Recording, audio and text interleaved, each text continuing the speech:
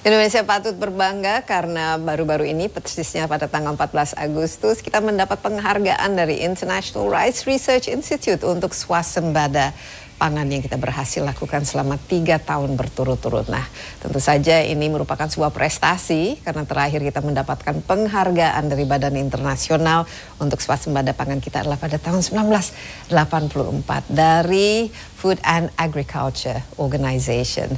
Nah, tentu ke depan ini merupakan tantangan tersendiri karena dunia saat ini juga sedang menghadapi kemungkinan ada krisis pangan dan juga tentu saja kita harus tetap meningkatkan produktivitas dari hasil pertanian kita untuk memastikan bahwa penduduk yang kita miliki lebih dari 275 juta manusia tidak akan pernah kekurangan pangan. Nah, Insight with Desi Anwar kali ini berada di Pusat Penelitian dan Pengembangan Tanaman, persisnya di Bogor, Jawa Barat, untuk melihat secara langsung apa-apa saja yang dilakukan ya untuk memastikan bahwa ketahanan pangan ini merupakan sesuatu yang akan terus kita lakukan dan dapatkan.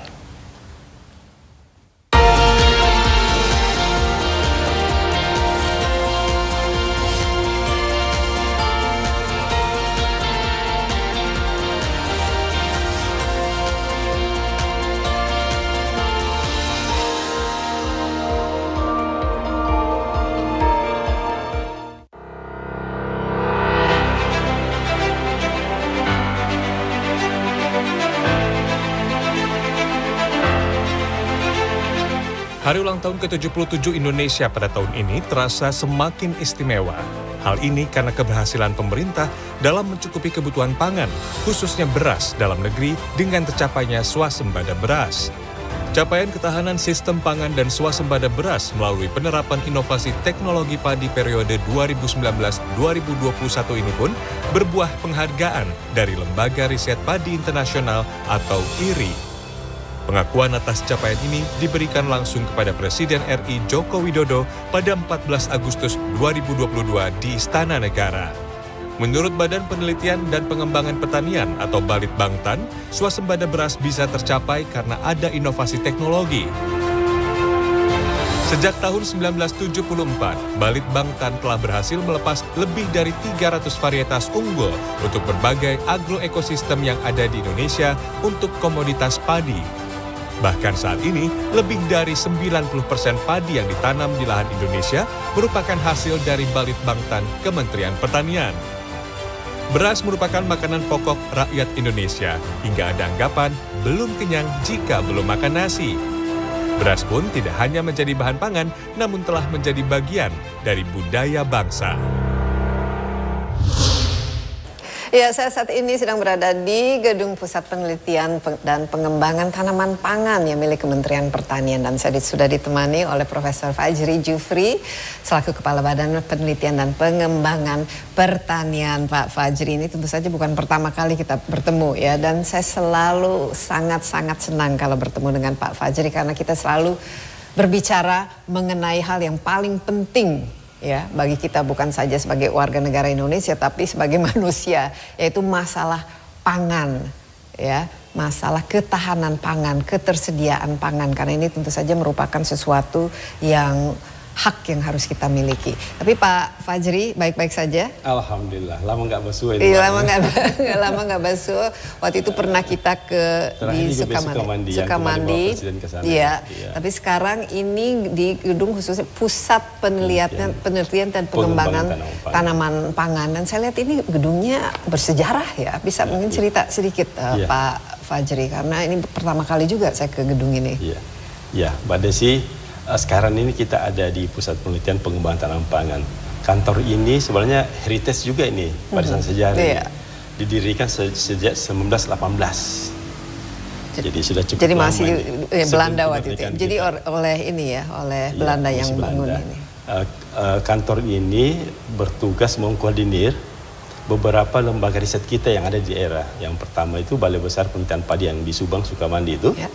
Ada Balai Penelitian Tanaman Jagung dan Serealia yang tugasnya menghasilkan varietas unggul jagung, sorghum, gandum ada di Maros itu loh, Sulawesi Selatan. Ada Balai Penelitian terkait dengan Oli Tunro, jadi khusus penyakit padi, ada di Sulawesi Selatan juga. Ada Balai Penelitian Kacang-Kacangan dan Ubi-ubian Balit KB. Tugasnya menghasilkan varietas unggul baru terkait dengan kedelai, kacang hijau, ubi-ubian. Itu ada di Malang. Jadi dia membawahi 3 unit kerja plus balai besar. Jadi tugasnya cukup berat ini, karena harus mempersiapkan kebutuhan 273 penduduk kita terkait dengan pangan, dan harus kita pastikan 273 penduduk kita itu tersiapkan kebutuhannya. Iya, dan disinilah jantung dan otaknya penelitian pengembangan dilakukan, dan selama ini Pak Fajri kan ada dari macam-macam pangan yang kita miliki ini, ada beberapa contoh di belakangnya. Sebenarnya jumlah variasi tanaman pangan saat ini yang dari segi paten istilahnya yang sudah diproduksi dan dikonsumsi secara massal maupun masih dalam perkembangan itu ada berapa? Karena ini kunci dari keberhasilan kita untuk memiliki tahanan pangan. Kalau kita bicara pangan kan banyak banget nih. Kita kan mengenal yang padi, jagung, kedelai aja nih yang sering kita kenal. Tapi sebenarnya kan kalau potensi pangan kita banyak banget Mbak Desi, ratusan yang belum kalau bicara pangan lokal, sangat banyak sekali. Dan Bapak Presiden kemarin sudah mulai mengangkat komoditi yang sudah lama kita tinggalkan sebenarnya Mbak Desi, sorghum. Sorghum ini ada gambarnya di sini. Jadi sorghum ini pangan sebenarnya potensi masa depan Indonesia, karena dia bisa mensubstitusi gandum kita. Gandum kita kan impornya cukup banyak. Padahal sorghum ini nilai proteinnya lebih tinggi dari gandum. Dan dia untuk autis cocok nih, dan dia free gluten free karena gluten free. Gluten free gandum ini, dan beberapa gizi lain sangat dibutuhkan sebenarnya. Dan sebenarnya sorghum ini kebutuhan airnya cuma 1/3 dari tubuh, 1/2 dari jagung. Jadi wilayah yang tidak bisa tumbuh tanaman lain, sorghum bisa tumbuh, Mbak. Potensi lahan kita kan sangat melimpah di NTT, di NTB, Jawa Tengah, Jawa Timur yang lahan keringnya melimpah itu, kita bisa tanam sorghum, jutaan hektar lahan kita tersedia untuk itu. Dan sorghum ini komoditi kita, komoditi tropis. Memang kalau bicara gandum kita tidak bisa bersaing dengan gandum, karena gandum itu tanam subtropis di atas 1.300. Mau tidak mau kita harus impor. Iya, impor, dan produktivitas kita masih rendah. Hasil penelitian kita masih 2 ton, 3 ton. Padahal sorghum ini di lahan kering dia bisa sampai 5-6 ton. Malah potensi kita 7 ton per hektar dia. Kalau sorghum, bicara sorghum, Mbak, sorghum itu bijinya yang tadi untuk pangan itu, batangnya bisa untuk nira, untuk gula, substitusi gula tubuh kita. Batangnya juga dia bisa untuk pakan ternak. Jadi dia bisa untuk pakan, pangan, dan energi. Bisa untuk buat etanol juga. Jadi berbagai macam apalagi nilai manfaat dari sorghum ini. Dan pasti dia lebih sehat dibanding yang lain. Tapi saat ini tahap pengembangan sorghum ini seperti apa Pak Fajri, dan sudah ditanam di mana-mana saja? Iya. Sorghum ini kan sebenarnya komoditi kita, jadi komoditi yang turun-temurun sudah ditanam di beberapa. Tapi itu maksudnya dalam skala besar, dalam skala industri. Memang belum skala besar. Di NTT, NTB itu mereka sudah terbiasa dengan itu. Sudah makanan utamanya itu sebagian besar selain dari jagung. Di Jawa Tengah, Jawa Timur. Karena ini komoditi yang terlupakan. Kita asik kemarin dengan komoditi yang lain. Nah, sekarang Bapak Presiden, Bapak Menteri mendeklarasikan, dan ini akan menjadi ke depan arahan Bapak Menteri Pertanian akan kita kembangkan secara masif ini. 30.000, 100.000, dan potensi kita cukup untuk itu. Saat ini berapa? Ini sekarang baru 30.000-an ini. Baru 30.000. Ya, nanti akan sebenarnya kalau kebutuhan taruhlah 20% dari kebutuhan makanan penduduk kita yang 275 juta itu berapa? Banyak yang harus kita produksi secara terus-menerus, dan seberapa besar lahan yang dibutuhkan, Pak Fajri?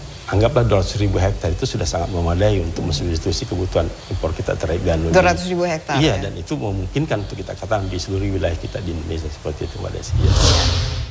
Ada berita baik ya, kita baru-baru ini pada tanggal 14 Agustus mendapatkan penghargaan. Hari bersejarah pas. Ya, ini penghargaan dari International Rice Research Institute karena kita berhasil dengan khusus swasembada beras. Nah, nggak tahu ya, saya waktu tahun 84 saya masih ingat sekali, masih zaman Orde Baru ya, Food and Agriculture Organization, Badan Pangan Sedunia ya, memberikan Indonesia penghargaan juga. Jadi cukup panjang jedanya, 38 tahun ya. Nah, sekarang kita mendapatkannya. Nah, ini menurut saya tuh sangat menarik dan prestasi yang perlu kita banggakan, perlu kita share. Kenapa? Karena ya berita yang kita miliki sampai saat ini mengenai ya pandemik tentu saja, di mana tentu saja pangan dan lain sebagainya itu juga menjadi tantangan, dan kemudian perang di Ukraine, ya detention, ya, di mana ya. gandum itu semua tersendat dan lain sebagainya, dan yang penting lagi ini kita dihadapi dengan krisis pangan secara global. Jadi ternyata kita bisa mendapatkan penghargaan. Ini ceritanya itu bagaimana, ya, Pak Fajri? Mbak Desi, saya harus menyampaikan ini. Jadi ini sejak masa kepemimpinan Bapak Presiden Jokowi ini, 7 tahun ini, Bapak Presiden sudah membangun ini kan kalau bicara pertanian, air menjadi kunci utama ini. Air ya. Air, oleh karena itu Bapak Presiden sejak 7 tahun ini sudah membangun 28 bendungan, sudah selesai dan akan menyusun 38 bendungan yang akan selesai tahun ini. 4.500 embung, 1 juta hektar jaringan irigasi. Karena Bapak Presiden sangat pentingnya air, dan itu tidak dirasakan 7 tahun ini. Makanya Bapak Presiden ini bukan tiba-tiba, jadi proses panjang yang sudah direncanakan pemerintah, Bapak Presiden, Bapak Menteri Pertanian, dan kita sudah menyiapkan itu. Mbak Desi, kalau kita saya mau sampaikan, 7 tahun ini kan selama proses bukan waktu yang pendek ini. Jadi ada proses yang kita lewati. Badan Litbang, Kementerian Pertanian melalui Badan Litbang menyiapkan strategi untuk mencapai ke sana. Oleh karena itu Bapak Menteri selalu menyampaikan kepada kita, jangan berpikir biasa-biasa, karena akan berbeda suasananya sekarang dengan yang tadi Mbak sampaikan itu, dengan kondisi yang sekarang, sehingga berpikir out the box. Berbisnis asual harus ditinggalkan. Oleh karena itu kita menyiapkan apa yang menjadi kebutuhan petani kita. Kalau bicara beras, Mbak Desi, yang tadi dimention swasembada beras, kita sudah sejak masa kepemimpinan Bapak Presiden 7 tahun ini, kita sudah meliris kurang lebih 48 varietas unggul baru. 48 varietas? Varietas unggul baru. Dan ini yang dihasil dari penelitian dari kita sendiri. Dari itu. hasil kita sendiri itu. Dan beberapa hasil kerjasama juga yang kita akan jelaskan. Jadi 48 varietas unggul baru ini dari 11 juta hektar lahan kita itu, 2,6 juta itu sudah ditanam varietas Impari 32. Yang kemarin Bapak Presiden sempat mention itu di Sukamandi. Itu potensi hasilnya cuma 12 ton, tapi rata-rata petani kita 6-7 ton sudah cukup bagus itu sebenarnya. Jadi Impari 32, ada Impari 42, ada beberapa varietas unggul. Dari 11 juta hektar itu, 96% itu sudah menggunakan varietas unggul, dan itu hasil kita. Oke, sebelum berlanjut ini supaya kita juga paham beda-beda antara Impari tadi berapa? Impari 32 dan Impari 42 itu apa sih persisnya perbedaannya, dan apa yang membuat ini penting itu menjadi? Mbak Desi, Impari itu sebenarnya singkatan dari Imbrida Padi Irigasi. Jadi varietas padi yang ditanam di lahan irigasi. Jadi 32 wet ya, basah, untuk lahan irigasi yang biasa. Kita punya Impari Padi Gogojo untuk lahan kering. Kita punya juga Impara, Imbrida Padi Rawa untuk lahan rawa. Jadi Kementerian Pertanian melalui Badan Litbang menyiapkan varietas unggul baru untuk semua agrosistem yang ada di Indonesia. Untuk semua agrosistem yang ada di Indonesia. Makanya muncul Impari kita sudah punya 45 malah sampai sekarang itu. Jadi itu punya kelebihan masing-masing. Kalau Impari 32 itu dia umurnya 15 hari, potensi hasilnya 12 ton. Agak pulen itu, Mbak. Dan itu varietas unggul baru yang diminati paling banyak rakyat Indonesia, karena itu yang paling banyak ditanam. 2,6 juta dari 11 juta hektar lahan kita. Jadi rata-rata kalau kita makan untuk yang sehari-hari ini Impari berapa, Pak? Impari 32 yang banyak. Impari 30. Setelah itu Ciherang, ada Ciherang, Impari 42, Impari 3 dan 34 dan beberapa varietas yang lain. Ya, kalau disebut unggulan itu artinya apa? Selain memang memiliki karakteristik sendiri, misalnya bisa tumbuh di lahan kering atau basah atau rawa, tapi selain itu kenapa disebut varietas unggul? Apakah karena bisa hasil panennya lebih produktif, atau masa penanamannya lebih pendek, atau tahan hama dan lain sebagainya? Mungkin bisa. Ini selain edukasi juga, karena ya beras atau nasi kan sesuatu yang kita makan sehari-hari, tapi sedikit dari kita yang paham ini asal usulnya dan bagaimana memproduksinya, dan kerja keras dan ilmu di balik itu harus kita ketahui, Pak Fajri. Jadi Impari 32 di Mbak Desi ini ada varietas sebenarnya yang dulu kita rilis 2010 itu Ciherang namanya, yang paling disenangi petani kita. Kenapa? Itu punya keunggulan, sama dengan keunggulan pertama, kualitas mutu berasnya bagus. Jadi pedagang beras suka, karena rendemennya tinggi. Di samping potensi hasilnya yang cukup tinggi. Itu sampai sekarang dia masih bertahan di urutan kedua ini 2,2 juta hektar masih tanam ciherang. Padahal kita temukan itu 20 tahun yang lalu. Sampai sekarang ini masih eksis. Oleh karena itu, peneliti kita, breeder kita mencoba membuat perkawinan karena kalau varietas padi itu nggak bisa terlalu lama terus itu, karena dia akan berdegradasi, dia turun potensi hasilnya. Kita ciptakanlah varietas hasil tertua dari ciherang dengan kawinkan dengan varietas yang lain tentunya, sehingga dapatlah varietas yang lebih potensialnya lebih tinggi, dia toleran terhadap hama penyakit, dan kualitas mutu berasnya bagus dan rasanya pulen. Dan inilah yang disenangi masyarakat kita di Indonesia, dan itu sudah masif di tanah Indonesia seperti itu, Mbak Desi. Ya, oke, kembali ke ini. Jalan untuk kita mencapai prestasi ini ada embung dan bendungan dan lain sebagainya. Dari segi irigasinya 7 tahun ini ternyata sangat memadai sehingga kita bisa swasembada beras. Dari varietas unggulnya yang dikembangkan ada 48. Kemudian apa-apa lagi yang disiapkan infrastrukturnya supaya ini juga sustainable ke depan, ya. Iya.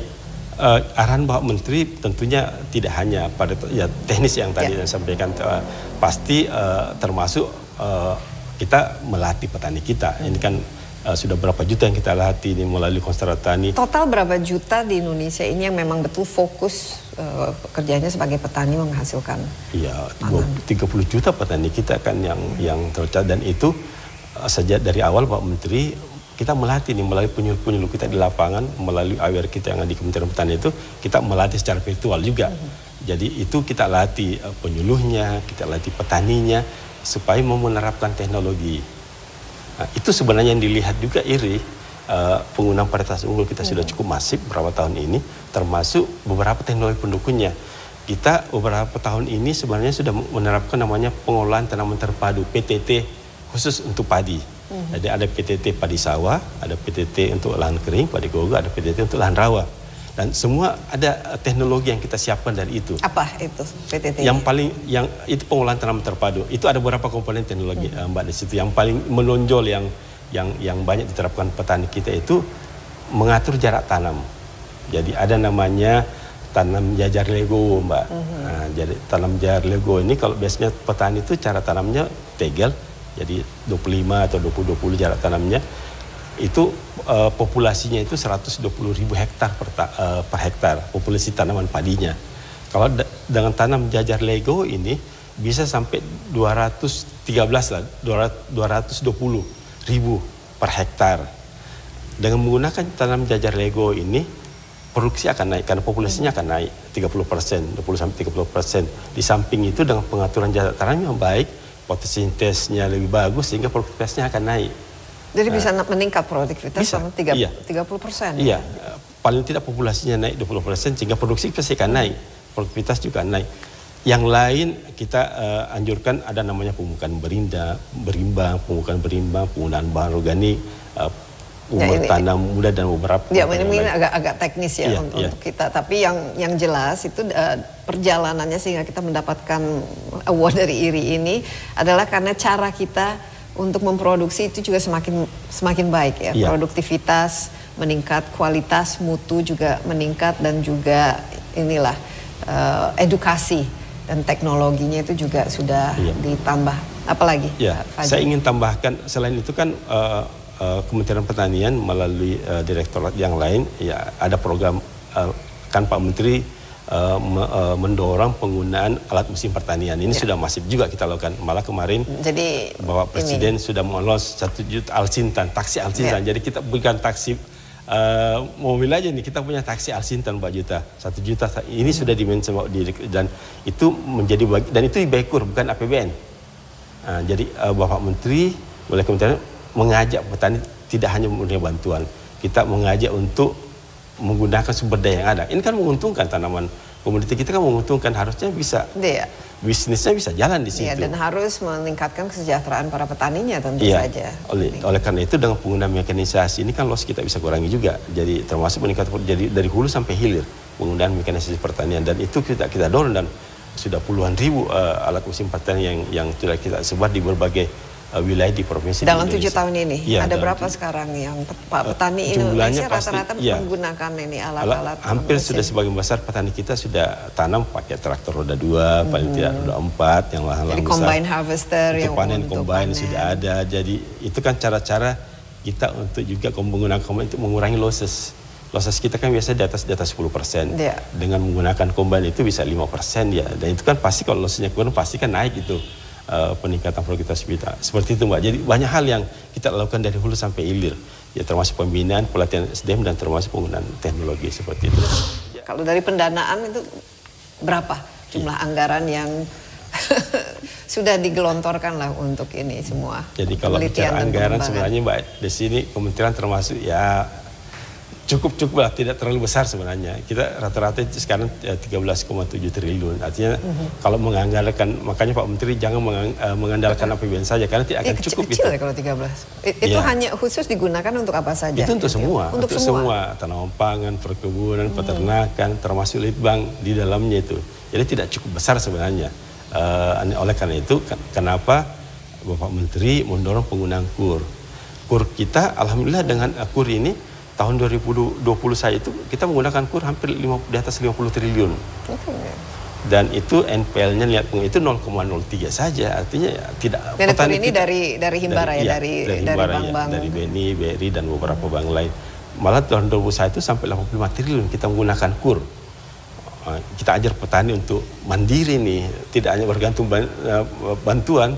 Sehingga alhamdulillah KUR-nya dan tahun ini sudah 90 triliun penggunaan KUR kita. Itu yang kita dorong terus Mbak Desi. Kredit ini penting ya, akses terhadap modal karena semuanya kan cukup mahal kan kalau kita lihat ya komponen-komponen untuk ini memproduksi pangan ini kan. Jadi sekarang memang harus istilahnya pertanian harus 4.0 juga kan ya. Nah itu basis teknologi itu sangat penting. Tapi ngomong kita coba satu-satu. Pupuk kan penting ya komponennya. Sementara setahu saya ini kan masih impor kan. Kalau ini bagaimana dengan adanya ya situasi saat ini kita sekarang dunia kan lagi masuk resesi, ada krisis pangan dan lain sebagainya, logistik juga tertahan di mana-mana akibat dua hal, apakah itu pandemi maupun konflik. Ini bagaimana Pak Fajri, kita tidak bisa menciptakan itu sendiri. Pupuk NPK yang paling pupuk makro yang paling dibutuhkan tanaman kan NPK ini. Kalau bicara kita kebutuhan pupuk ini, belum bicara mikronya yang ada beberapa komponen. Memang Mbak Desi, pupuk P dan kita ini impor, sebagian besar impor. Yang termasuk di Ukraina sana itu. Makanya ada sedikit ini. Iya, dan rupiah kan sekarang lagi pasti ngos-ngosan. Kita baru bisa membuat urea di dalam negeri kita. Iya, urea yang sekarang kita bisa siapkan. P itu bahan bakunya fosfat, itu kita kita impor dari luar. Oleh karena itu Kementerian Pertanian dan Litbang tentunya mencari alternatif yang lain. Kita dorong namanya UPO, unit pengolahan pupuk organik. Nah, potensi pupuk organik itu kan melimpah dari kotoran sapi, dari tanaman yang lain yang bisa kita gunakan untuk dan lebih ramah lingkungan kan sebenarnya. Lebih ramah lingkungan, dan kita akan dorong ke situ juga. Berapa persen nanti diharapkan? Karena saya tahu ini mungkin kalau petani kan maunya kan yang cepat, yang efisien, yang gampang digunakan. Kalau pupuk organik mungkin harus ada step-step yang harus dipelajari kan. Di dalam pengolahan tanaman terpadu itu kita mengenal namanya pemupukan berimbang. Jadi kalau pupuk NPK-nya kurang, kita mensubstitusinya dengan pupuk organik. Nah, supaya produktivitas kita bisa jaga. Karena kan keseimbangan hari itu tentukan dari faktor yang sedikit. Oleh karena itu akan ditentukan biasanya secara umum itu pupuk organik untuk kebutuhan padi sawit itu 2 ton per hektar. Itu bisa dari bahan organik apa saja yang kita buat. Nah, kalau memang nanti berkurang di organik yang kita tambah supaya produktivitas kita bisa kita jaga. Belum kita bicara pupuk hayati, kan banyak komponen-komponen yang pupuk organik, dan itu alhamdulillah Kementerian Pertanian sudah mendorong itu, dan petani kita ajak untuk memanfaatkan apa yang tersedia di setiap wilayah di daerahnya itu. Karena tiap wilayah kan memiliki karakter masing-masing. Punya karakter dia. Kalau melimpah jerami yang atau dari kotoran hewan atau dari mana saja, dan itu teknologinya sudah cukup tersedia, Mbak Desi, seperti itu. Oke, kalau dari segi kesejahteraan dan pendapatan petani ini, sama ya kita mendapatkan swasembada beras, penghargaan, tapi petaninya kan juga harusnya kan merasakan ya prestasi dan kebanggaan yang sama. Ini bagaimana dari pendapatan, kesejahteraan dan maupun juga skills yang mereka miliki ya untuk ke depan supaya sustainable. Kalau kita bicara indikator yang sekarang masih kita gunakan, meskipun perdebatan nih, nilai tukar petani NTP namanya yang diukur BPS. NTP sekarang kita ini dari bulan ke tahun ke naik ini. Artinya menandakan bahwa tingkat kesejahteraan petani kita semakin bagus. Kita punya target sebenarnya 2024 itu baru 104 NTP kita. Sekarang ini sudah 109 ini. Itu bagaimana mengukur NTP itu, nilai tukar petani? Jadi itu rasio dari yang dikeluarkan petani dan yang didapatkan itu. Dan alhamdulillah NTP-nya sebenarnya semakin baik. Jadi semakin lama semakin meningkat. Baik, semakin jadi selama ini walaupun kena pandemi, tapi kalau kita lihat justru mungkin sektor pangan yang tidak terlalu terdampak ya oleh adanya pandemi itu, atau memang memang ada dampaknya. Pasti kita terdampak gini. Oleh karena itu Kementerian Pertanian, seluruh jajaran Kementerian Pertanian melalui Pak Menteri Pertanian sudah menyampaikan kita, alhamdulillah Mbak Desi ini sejak pandemi kita nggak pernah stop ini. Sabtu Minggu kita tetap ke lapangan ini. Harus produksi terus menerus. Karena Pak Menteri menyampaikan pertanian nggak bisa berhenti nih. Pandemi oke, tapi kalau nggak ada yang menyiapkan makan, siapa yang menyiapkan makan itu? Oleh karena itu semua jajaran kementerian diminta untuk ke lapangan, paling tidak memastikan apa yang menjadi kebutuhan petani. Memastikan benihnya tersedia, memastikannya pupuk tersedia, dan memastikan paling tidak biaya untuk pengolahan taninya itu disiapkan melalui dan bantuan-bantuan dari Kementerian Pertanian. Dan itu kita lakukan selama pandemi ini Mbak Desi.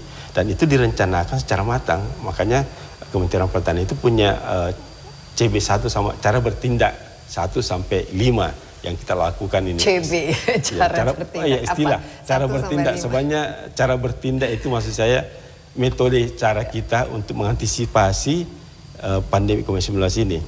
Jadi Pak Menteri itu membuat ada 5 cara action yang kita lakukan di lapangan itu. Jadi mulai dari peningkatan kapasitas produksi melalui intensifikasi dan ekstensifikasi. Food estate itu bagian dari ekstensifikasi. Ya, food estate. Itu sudah berjalan sekarang. Sudah di Kalimantan Tengah cukup bagus hasilnya. 30.000 hektar yang sudah kita lakukan di Sudan. Ada berapa jumlah food estate yang kita miliki sekarang kalau tadi? Ada food estate di Kalimantan Tengah itu untuk bicara padi.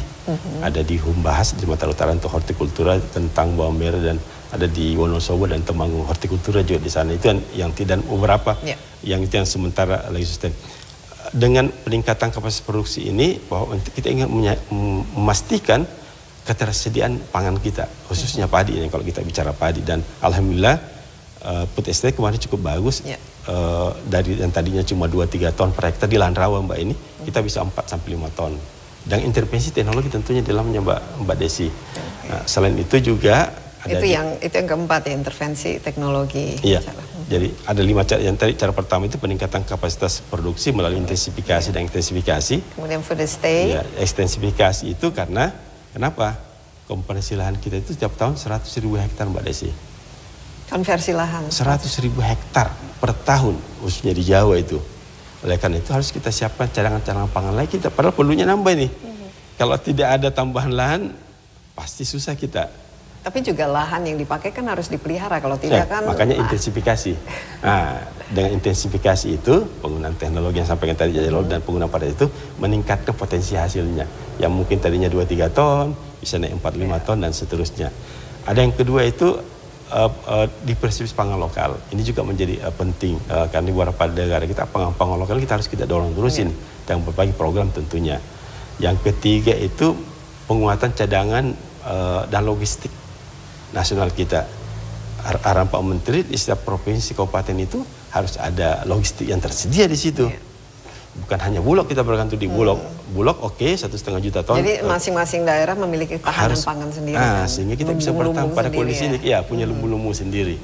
Yang keempat itu mekanisasi pertanian. Ini kita dorong dengan smart farming dan sebagainya. Yang kelima itu peningkatan ekspor 3 kali lipat. Dan ini kita lakukan ini. Mbak Desi, itulah kita ini tingkatkan ekspor. Alhamdulillah ekspor kita cukup bagus sih. Yang apa saja yang kita ekspor khususnya kalau dari segi tanaman pangan? Ekspor kita yang besar di perkebunan ini yang sawit lah salah satunya dan beberapa kemudian cara burung walet sekarang kita dorong ini. Termasuk porang ini yang sekarang ramai beras shirataki Mbak. Iya, shirataki. Itu sementara itu sehat ya. Low glycemic ini bagus kalau kita diabetes gitu. Tapi kan harusnya kita bisa juga dong mengekspor seperti Vietnam itu beras kita, apalagi kalau kita bisa sudah mencukupi untuk memberi makan kita sendiri, ini bisa menjadi sesuatu yang potensial kan? Pasti bisa Mbak, insya Allah. Karena selama ini kan kita ya kalau ini ada ekspor, impor beras dari negara-negara tetangga, harusnya kita loh yang sebagai produsen terbesar di Asia Tenggara. Jadi kemarin hasil survei stok beras kita baru selesai nih, teman-teman perguruan tinggi dan independen yang mengerjakan itu sudah declare bahwa Presiden sudah menyampaikan kemarin itu ada 10,2 juta ton beras yang ada sekarang, dari di petani, di penggilingan, di Horeca dan di beberapa termasuk yang di Bulog itu. Dan kita akan panen lagi nih Mbak Desi. Kita sudah punya tawaran, China meminta 2,5 juta ton beras. Arab Saudi juga minta berapa. Kita akan melakukan itu, tapi dengan pertimbangan ini kan dunia lagi ancaman krisis pangan global. Ya justru ini sebenarnya peluang bagi kita negara-negara yang memiliki sumber daya alam yang. Iya, tapi jangan kita punya 207, kita negara keempat terbesar di dunia nih Mbak Desi ini. Kita harus pastikan Pak Presiden, semuanya. Menteri, kita harus memastikan stok kita dulu. Sebelum, karena negara lain mengkip juga ini Mbak Desi. Malah China itu semua dari wilayah itu diimpor mereka semua untuk cadangan pangan lokalnya, kan dia 1 miliar di sana Mbak Desi. Nah, kita juga melakukan strategi itu. Peluang itu tetap kita ini dengan hitungan-hitungan yang matang. Ini 100.000 insya Allah akan kita ekspor dalam waktu yang tidak lama, itu sudah dimensi Mbak Presiden, Mbak Menteri juga. Artinya dengan pertimbangan yang matang, karena kita akan dorong juga, kalau melimpahkan pasti kita akan dorong untuk ekspor dan beberapa yang lain. Itu sebenarnya. Jadi ini lagi dihitung berapa sih yang rasional dan melihat stok dan ketersediaan kita dan kebutuhan kita. Karena antisipasi krisis pangan global itu yang saya sampaikan tadi itu, yang itu harus mention juga. Kan kita nggak tahu seperti apa tahun berikutnya. Dan satu lagi kan tantangannya seperti kita ketahui ya, perubahan iklim ya. Pemanasan global, dan sekarang kan banyak sekali kekeringan kita lihat di Eropa, kebakaran di mana-mana, tapi banjir pada waktu yang sama. Nah, bagaimana Pak Fajri mengikuti ini yang kita alami selama ini? Ini bagian dari kenapa kita berhasil untuk menjadi swasembada pangan, karena cuaca juga bersahabat. Iya, alhamdulillah 3 tahun terakhir ini kan kondisi iklim kita cukup bersahabat lah, meskipun memang ada beberapa wilayah banjir, ada yang wilayah kering. Tapi yang penting kan antisipasi kita. Kementerian Pertanian alhamdulillah dari awal kita menyiapkan memang apa yang menjadi rencana beberapa antisipasi terkait kalau umpama kering, tersedia nggak stok benih kita terkait varietas unggul yang toleran kering. Kita punya Impago yang bisa tahan 2 minggu keringan di lahan kering. Impago. Ada namanya Impara, Imbrida padi rawa. Untuk wilayah rawa, ya, kalau dia tergenang 2 minggu, 3 minggu, kita bisa masih punya varietas itu. Kita malah antisipasi intrusi air laut, kayaknya punya Impari salin untuk garam. Yang airnya kalau payau. Nah, itu kita siapkan juga itu. Itulah, dan itu masih kita siapkan untuk di beberapa wilayah di Indonesia. Oleh karena itu, antisipasi itu kita jaga terus itu Mbak Desi. Karena kalau tidak, itu juga akan bersoal. Dan alhamdulillah melalui Litbang di Balai Besar Padi itu, rata-rata kita menyiapkan benih sumber itu 3 tahun terakhir 2019 sampai 2001 itu hampir 400 ribu ton, 400 ribu ton benih sumber. Nah, ini mencukupi untuk di atas 10 juta hektar luas sawah kita. Nah, ini yang kita siapkan terus dari berbagai untuk kebutuhan berbagai agrosistem yang ada. Iya, memang ini strategi ini penting ya, apalagi kita semakin lama ke depan kan dampak dari perubahan iklim ini tentu sudah sangat terasa ya, dan kita juga harus memastikan bahwa ya bukan saja kita swasembada beras, harusnya kita tanaman pangan lain juga kita sudah harus kita kembangkan, Pak Fajri. Saya lihat juga kalau kita tergantung sekali dengan beras, dan apalagi satu variasi beras itu sendiri, ini kan ada ya kita tahu misalnya kalau kita terlalu sering makan nasi putih, jadi dari segi kesehatan kan juga kalau ini terus menerus kan ada dampak negatifnya. Nah, ke depan untuk menanam pangan yang memang cukup ya mencukupi bagi kita semua, tapi juga menyehatkan. Saya rasa ini mungkin potensi dari variasi benih-benih yang sedang dikembangkan, yang memang sesuai dengan kebutuhan kesehatan kita. Orang menuju ke healthy food sekarang. Ya, healthy food. Karena sekarang lifestyle disease ya, penyakit akibat makan yang apalagi itu terus. Misalnya tadi disebut kalau hanya makannya ya nasi terus atau gandum terus atau kedelai terus, itu makanya kan juga diversifikasi pangan lokal itu menjadi penting bagi dan juga mungkin potensi untuk ekspor karena dunia sekarang juga dari segi konsumen, permintaan konsumen kan juga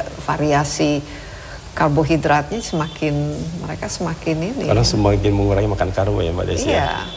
Maka seperti Mbak Desi agak langsing ini. Ya, atau yang sekarang ingin gluten free misalnya, dan kita juga kan punya yang ini beras yang tepung moka sekarang kan orang juga. Ini bagaimana dari segi penelitian dan pengembangannya? Ini kan di sini kan otaknya semua. Jadi ide-ide inovatif yang harus dikembangkan. Saya ulangi kembali. Jadi Kementerian Pertanian melalui Litbang itu untuk benih sumber dulu saya cerita itu kita menyiapkan rata-rata 150 ton lah. Kita bagikan ke masyarakat jadi 400 ton selama 3 tahun berturut-turut yang kita sudah siapkan, dan itu untuk memenuhi berbagai kepentingan yang termasuk yang dimention Mbak Desi itu beras sehat. Jadi kita sudah punya beras sehat. Beras diabetes. Untuk diabetes jadi beras merah. Beras merah yang banyak sekarang disenangi itu selain dari Impari 24 ada Pamerah, padi beras merah beraroma. Jadi dia punya cita rasa aroma yang cukup bagus. Ada Pamelan, padi beras merah pulen. Ada Jelitan untuk beras hitam. Ini beras pasien untuk beras-beras untuk diet ini, untuk diabetes ini kita siapkan.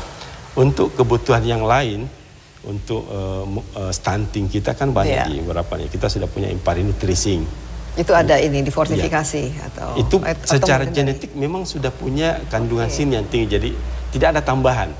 Jadi ini memang varietas yang disiapkan secara genetik memang sudah sinnya tinggi, Fe-nya tinggi, sehingga kalau fortifikasi kan ada perlakuan. Ada ditambah setelah.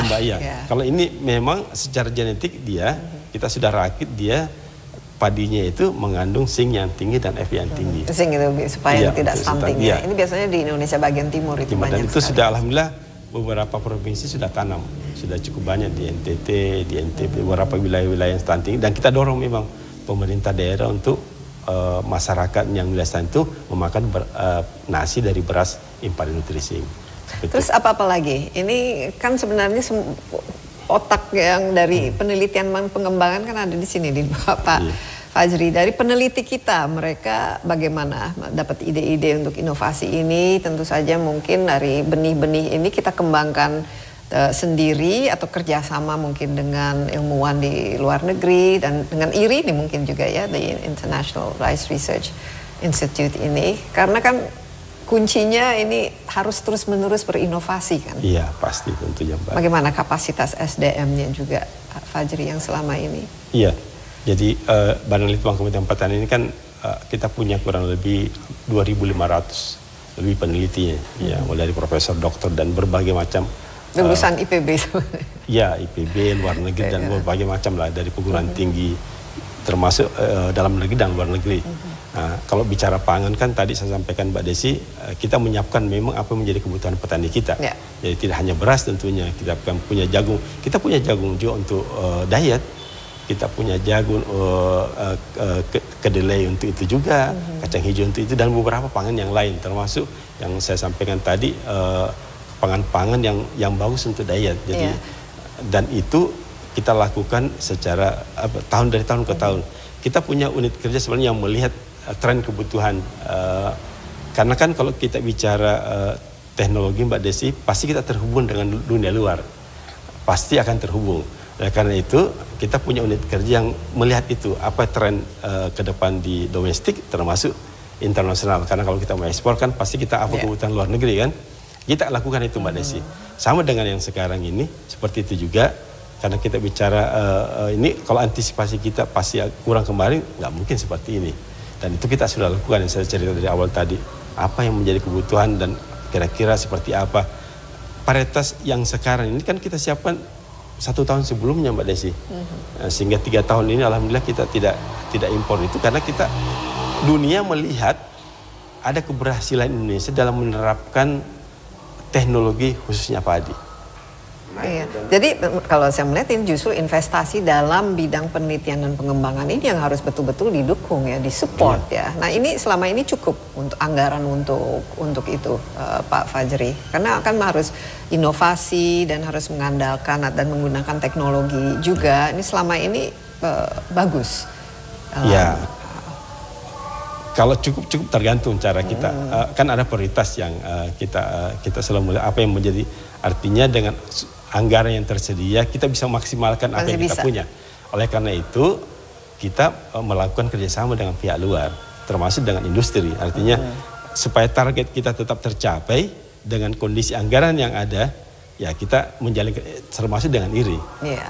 Nah biasanya dari kan melakukan penelitian, kemudian dari hasil dari penelitian itu sampai akhirnya bisa menjadi istilahnya scale up gitu, menjadi bisa dipasarkan dalam jumlah yang cukup besar, tuh butuh waktu berapa lama Pak Fajri prosesnya? Iya. Gitu, dari hasil penelitian apa yang kita lakukan, satu teknologi, contohnya varietas unggul baru, sebelum dimasalkan digunakan masalah itu perlu 4-5 tahun. 4-5 tahun ya. Oleh karena itu kita melakukan terobosan sehingga teknologi yang dihasilkan tahun ini paling tidak tahun depan sudah bisa di scale up, diperluas lah. Yeah. Itulah gunanya kenapa kita punya UPT yang ada di namanya BPTP. Jadi Balai Pengkajian Teknologi Pertanian dengan bersama-sama penyuluh. Jadi kalau kita mendapatkan varietas unggul baru, kita langsung demonstrasikan ke lapangan melalui teman-teman, melibatkan pemerintah daerah langsung dengan petani di wilayah itu,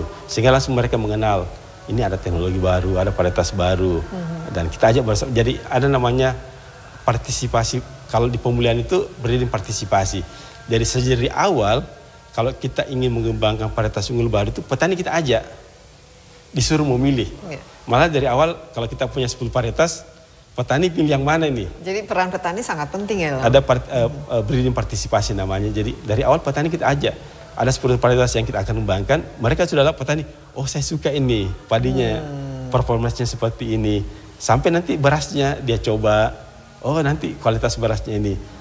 Itulah kenapa sekarang nggak cepat ini.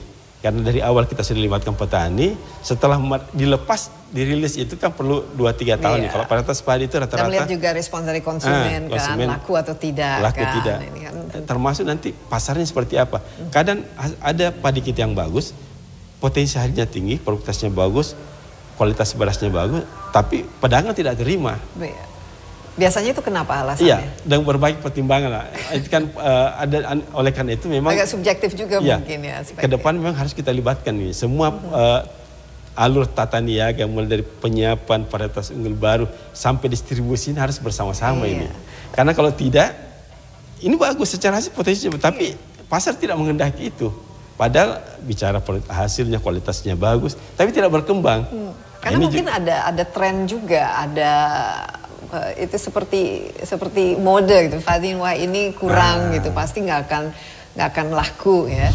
Jadi Pak Fajri, sekarang kita melihat ke depan ya, selain tentu saja beras-beras kita yang harus terus-menerus ditingkatkan mutunya, ada sorghum, kemudian mungkin ya itu mokaf itu yang tepung, itu juga bisa menjadi unggulan.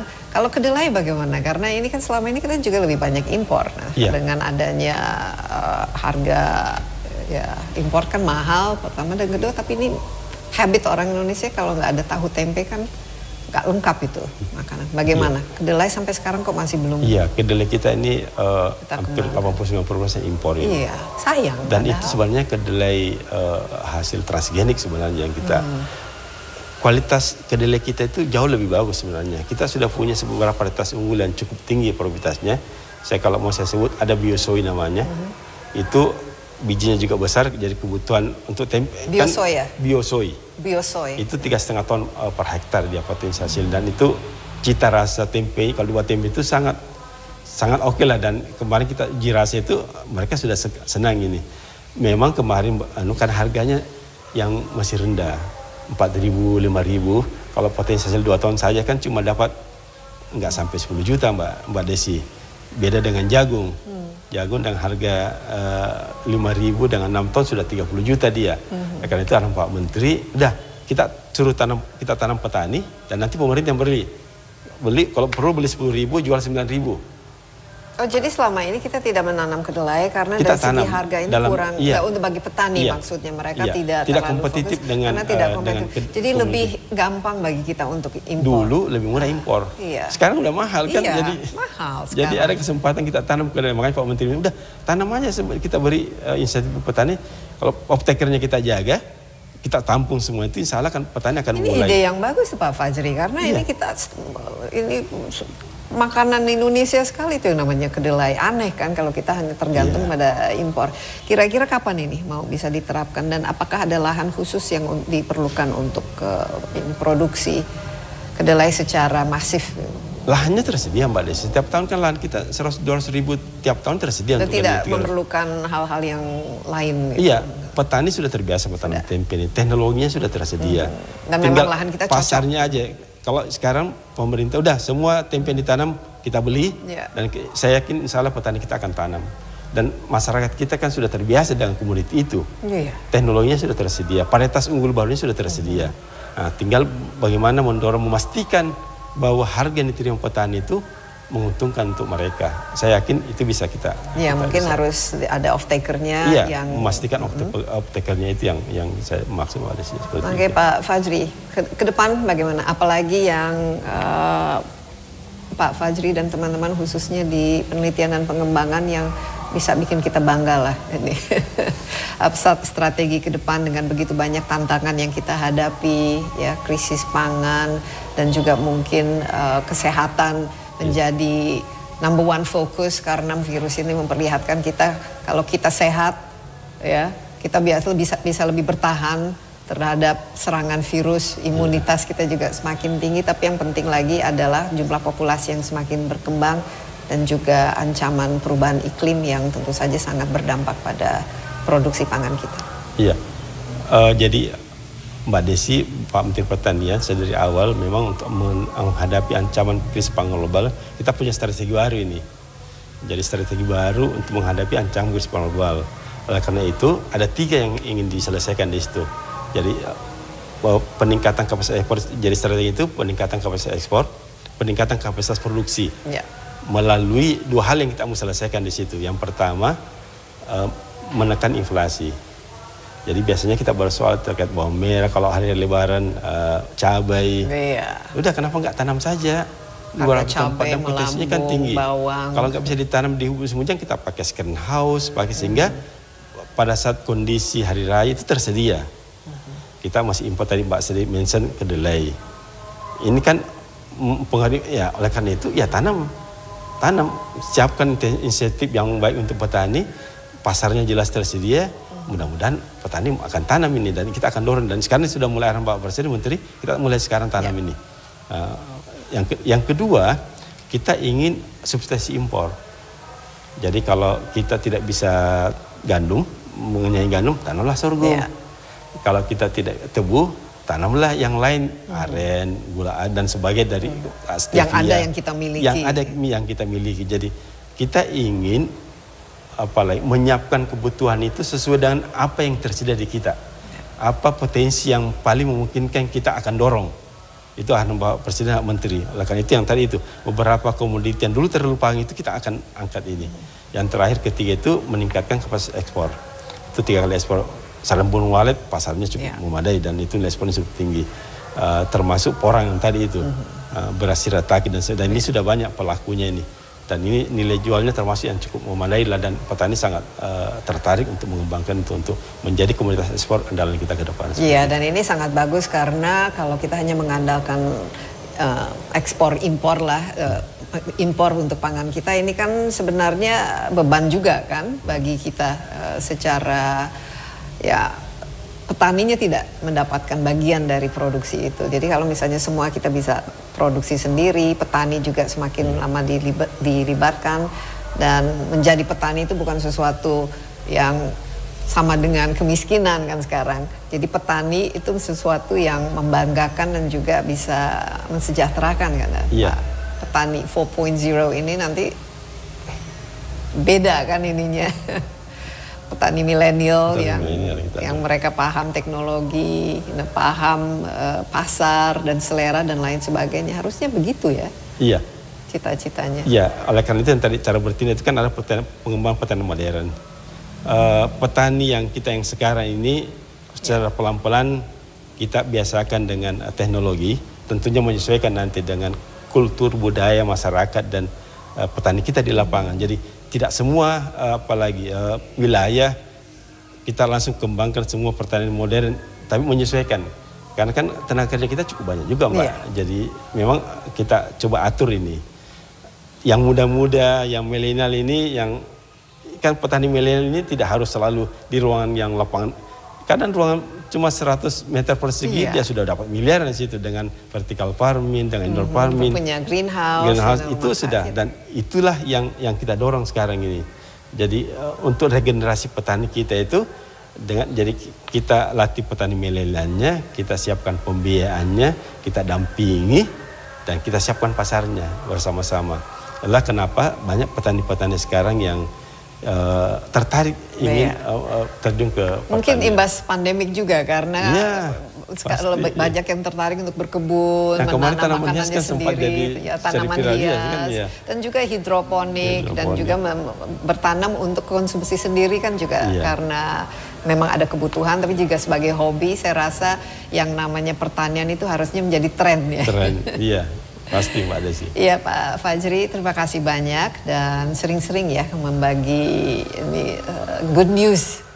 Ya, jarang-jarang kita Indonesia itu mendapatkan award dan diakui oleh internasional. Saya rasa memang ini sesuatu yang sangat membanggakan dan semoga kita bisa terus-menerus menjaga swasembada beras, swasembada pangan dan juga kalau bisa ke depan itu harus tetap sustainable. Ya. Iya. Jadi Mbak Desi, ini kan agak berbeda memang yang saya sampaikan penghargaan ini. Kalau kita bandingkan 84 kan tangan tadi kita sudah mention ancaman krisis pangan global, perubahan iklim, kita dalam kondisi pandemi COVID-19. Artinya rakyat Indonesia kita, semua pelaku yang termasuk semua kelompok tani ini harus berbangga ini. Kita bisa melalui itu dan berdiri tegak bahwa kita bisa tidak impor 3 tahun berturut-turut. Itu kan suatu pencapaian apapun itu dan itulah kenapa Pak Presiden kemarin sangat bahagia dan ini kan kebahagiaan kita semua sebagai anak bangsa bahwa Indonesia orang luar melihat ini orang luar ini tantangannya tidak mudah loh dalam kondisi pandemi COVID-19 kita bisa bertahan tidak impor beras 3 tahun berturut-turut dan ini sudah dimention Pak Presiden dan itu data menunjukkan seperti itu antara produksi dan konsumsi kita narasinya positif.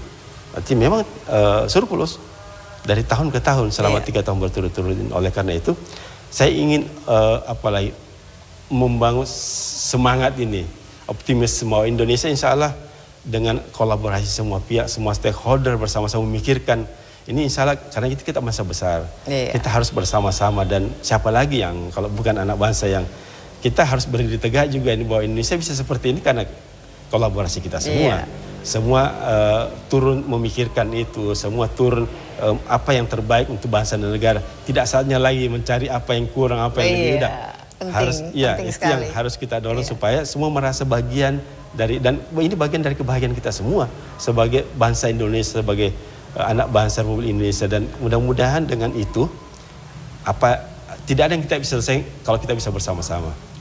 Dan itu yang menjadi kunci sebenarnya. Baik, Pak Fajri. Terima kasih banyak, sangat inspiratif dan semoga terus berlanjut. Ini bukan hanya keberhasilan sesaat, tapi harus terus-menerus kita pertahankan. Terima kasih sekali lagi Pak Fajri dan demikian Insight with Desi Anwar kali ini. Terima kasih atas perhatiannya. Jangan lupa Anda juga dapat menyaksikan acara ini di cnnindonesia.com dan di YouTube Insight with Desi Anwar. Sampai jumpa, stay safe, bye-bye.